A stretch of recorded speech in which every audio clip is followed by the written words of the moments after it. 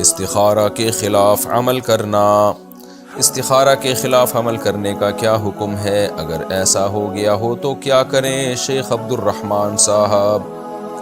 جناب شیخ عبد الرحمن صاحب، استخارہ کے خلاف عمل کا کوئی مطلب ہی نہیں بنتا۔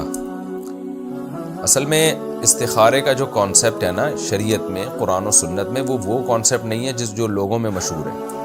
لوگ یہ سمجھتے ہیں کہ ہم جب 2 رکعت پڑھیں گے، استخارہ کی دعا مانگیں گے، اس کے بعد ہم سوئیں گے تو ہمیں خواب میں ہدایت ملے گی، تو ہم جب صبح اٹھ کے اس ہدایت کے خلاف گئے تو استخارے کے گویا خلاف چلے گئے۔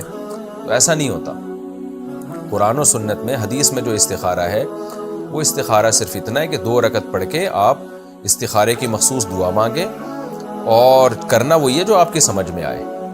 تو استخارے میں آپ کو کوئی گائیڈنس نہیں ملتی، کوئی رہنمائی نہیں ملتی۔ استخارہ اللہ سے دعا مانگنے کا نام ہے، لیکن یہ دعا اتنی اہم ہے کہ اس کی ورڈنگ بھی نبی نے سکھائی اور بہت تاکید کے ساتھ بتایا کہ ان الفاظ کے ساتھ اس طریقے سے جو دعا کرے گا اللہ اس کو ناکام نہیں کرتے۔ تو اس لیے دعا مانگنے کے بعد پھر کرنا وہی ہے جو اپنی سمجھ میں آ رہا ہے۔ تو بس جو بھی کریں گے انشاءاللہ اس میں اللہ تعالیٰ خیر و برکت دے گا، لیکن کرنا وہ ہے جو سمجھ میں آ رہا ہے۔ مشورہ بھی لیں لوگوں سے، اس کے بعد ایک رائے قائم کریں، تو وہ رائے پر عمل کریں آپ۔